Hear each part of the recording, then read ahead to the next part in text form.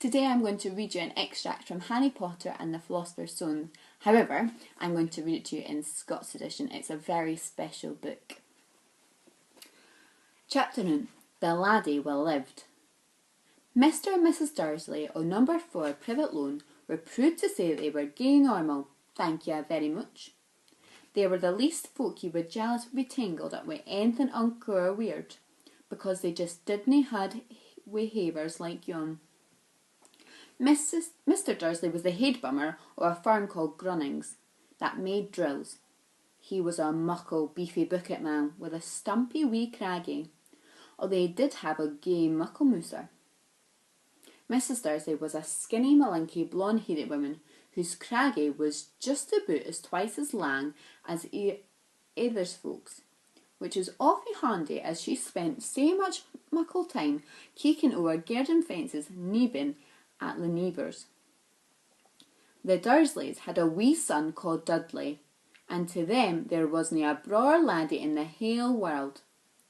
The Dursleys had anything they wanted, but as well as having anything, they had a secret, and their worst fear was that somebody would nib it out.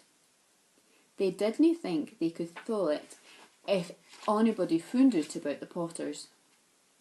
Mrs. Potter was Mrs. Dursley's sister, but the Anne hadn't seen it either in a long while, to tell the truth. Mrs. Dursley pretended she didn't have a sister, because her sister and your numpty old husband of hers were as undursley-ish as it was possible to be. The Dursleys were feared to think what the neighbours would say if the Potters ever showed up on their street. The Dursleys kent that the Potters had a wee son as well, but they hadn't ever seen him. This laddie was another good reason for keeping the Potters away. They didn't want Dudley having anything to do with a bairn like that yin. When Mr. and Mrs. Dursley got out of bed on a dreek grey Tuesday, our story starts. There was nothing about the drummy lift outside to let on that uncommon weird things would soon be happening all over the country. Mr. Dursley chanted to himself as he wheeled out the maist dreek-grey tie for work, and Mrs. Dursley gobbed away blithely as she worshipped a skirling Dudley into his high chair. None of them catched sight of a muckle Jenny Hewlett flittering past the window.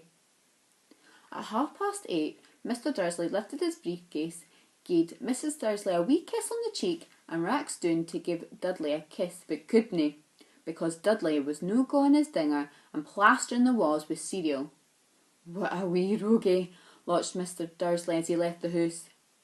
He got into his car and backed out on number 4 Privet Drive. It was on the corner of the street that he got the first click of something that wasn't right. A Bodger's read the map. For a second, Mr. Dursley didn't take in what he'd seen. Then he jerked his head round and had another keek. There was a tabby cat standing on the corner of Privet Loan, but there wasn't a map in sight. What was wrong with him? Maybe it was a Plisker delight. Mr. Dursley blinked and glowered at the Waldrons. It glowered back.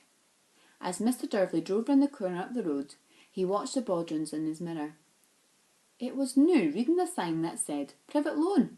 Nah, keeking at the sign just. The Bodgerons couldn't read maps or signs. Mr. Dursley gave himself a shack and put the Bodgerons out his head.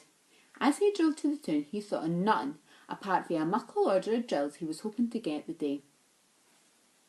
But on the edge of the town, drills were hunting for his mind by something else. As he waited on the usual morning traffic jam, he couldn't help noticing that there seemed to be a wane of folk going about biscuit up in Uncle Clay's. Folk in cloaks. Mr. Dursley couldn't throw folk that uncle clothes. The things you saw in young folk nowadays. He jaloused this with some delicate new fashion. He dirled his fingers on the steering wheel and glowered at a Borricky Egypt standing for no reason away. They were whispering together, all excited.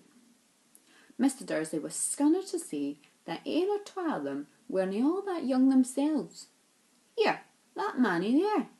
He had to be older than he was, and he was wearing an emerald green cloak and all. The cheek of it. But then it struck Mr. Dursley that this was probably just one of the stupid carry-ons. Obviously their folk were out collecting for charity. Aye, that would be it.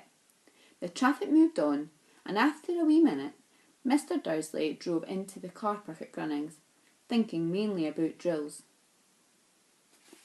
So if you spotted any words that you recognise in Scots or have learnt any new words, come and see me. Bye!